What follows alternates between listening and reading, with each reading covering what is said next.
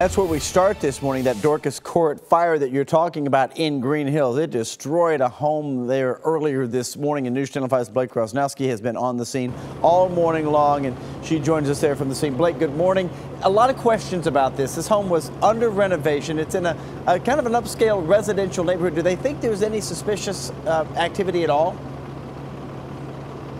Steve, right now they're telling me it's just too early to tell. You can see behind me here, we still have crews working to make sure that the fire is completely out. I actually just posted a photo, or a video rather, to my Twitter where you can see they're poking into the roof and more flames start picking up. But now take a look at this video from earlier when it was active. You can see just those flames shooting out, fully engulfing the entire roof. That's how they tell me they found it. When they got here, they say it was already 70% involved. So for fire crews, it was a matter of just doing everything they could to try to get the fire under control. However, the home is considered a total loss. The good news being, though, like you said, Steve, in the beginning, the home was under renovation, which means the people who live here were not currently staying here. So nobody inside the home at the time. All the fire crews are okay, so nobody hurt in this instance. We do have fire marshals, fire investigators here on scene,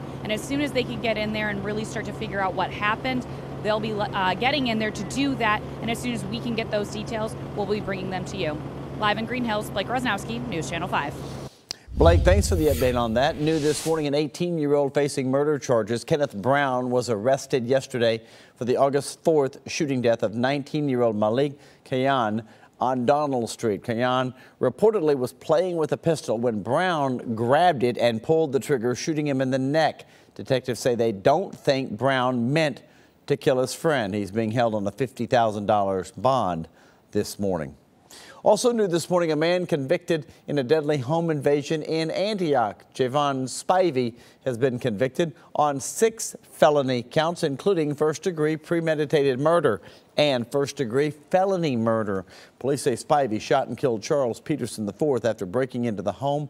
The victim's mom also lived there. Spivey actually shot her several times as she was leaving, running for help. Somehow she survived. She took the stand against Spivey during the trial. Spivey will be sentenced on November 1st.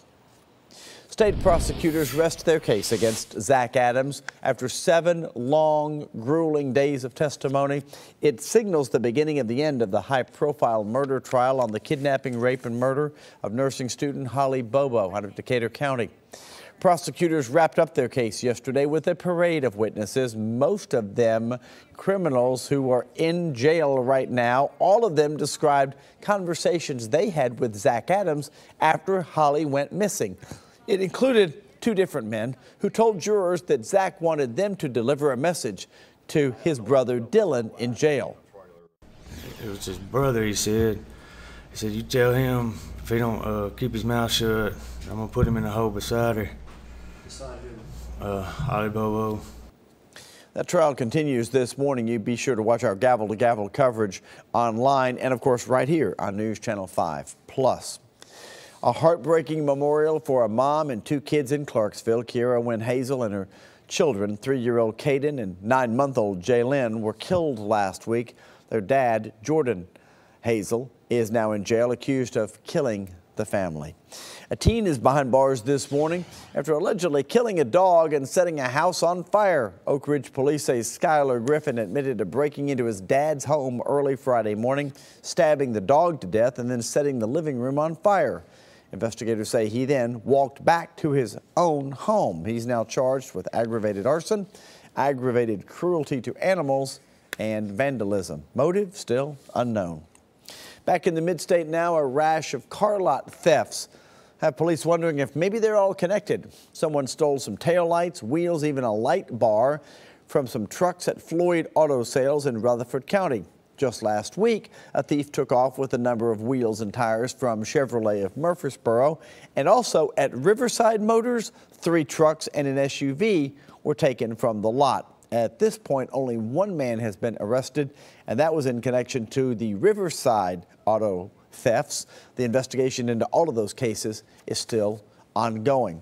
Hey, take a look at this. New this morning, a fire breaks out at a Murfreesboro school, at least a small part of it. This video coming to us from Mark Blassingham.